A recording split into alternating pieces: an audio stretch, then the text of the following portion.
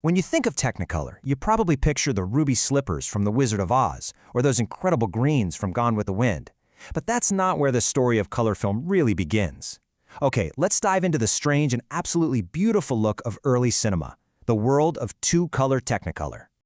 Because, yeah, before the rainbow, there was the duo. So what exactly was this duo? Well, we're talking about a very specific, almost dreamlike look that defined the 1920s. This was the first real era of color in movies. I want you to imagine a world rendered in this hauntingly limited palette. It's not black and white, but it's not exactly full color either.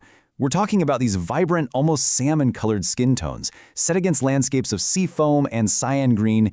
It's beautiful, but also a little off, you know? So why do these old films look so beautifully strange? Well, the answer isn't some artsy, stylistic choice. Oh no, it's a story of incredible mechanical ingenuity and one fundamental limitation. To really get the look, we have to get inside the massive specialized camera that made it all possible. Let's see how this whole two-color Technicolor thing actually worked. The secret, the heart of the whole operation, was this brilliant piece of engineering called a beam splitter.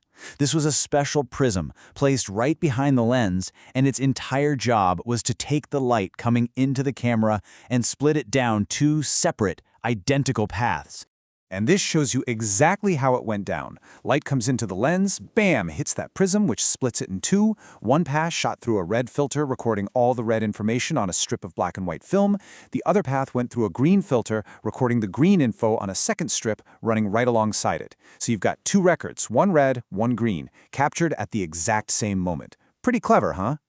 But if you were paying close attention, you might have noticed something's missing. And this, right here, is the key to the whole mystery.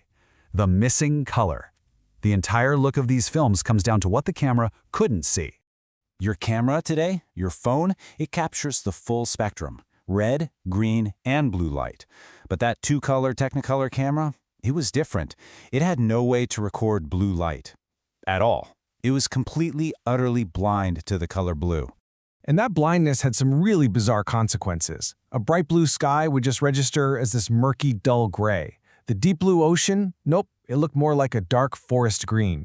A purple robe, which has blue in it, of course, became this dark reddish brown. The camera was basically guessing, trying to interpret a world it could only partially see.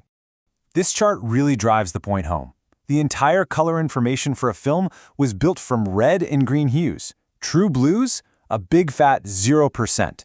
The cinematic world was literally missing a third of its primary colors. So, with such a huge technical limitation, how in the world did they make any movies at all? Well, that's where the creativity comes in. This became an era of art born from limitation, where filmmakers had to become incredibly clever to make it work in a two-color world. They had to develop a whole new set of rules. Costume designers just learned to avoid blue fabrics completely. Why bother, right? Set designers carefully chose palettes of browns, oranges, and greens that they knew the camera would love. And makeup artists? They had to use these strange, almost theatrical shades just so the actors wouldn't look sickly under the incredibly intense, super hot lights they needed for the process. This unique era, though, it wasn't destined to last. It was a stepping stone, really. A beautiful, hand-tinted dream that represents the legacy of a faded, incomplete rainbow. You can see its brief, bright history right here. The first commercial two-color film shows up in 1922, and for about 10 years, that orange and green palette was color cinema. But then, by the early 1930s, the game-changing three-strip process was introduced, and it finally added that missing blue channel. By 1935, it was the new standard, and the full cinematic rainbow had finally arrived. And yet, there's this real nostalgia for these older films. Looking back, the two-color era feels less like a perfect copy of reality and so much more like a fragile, hand-tinted memory.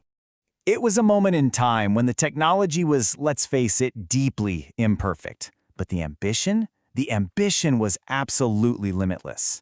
When we watch these flickering, two-colored ghosts today, we aren't just seeing an old movie. As one historian put it, we are seeing the dawn of a new way of dreaming.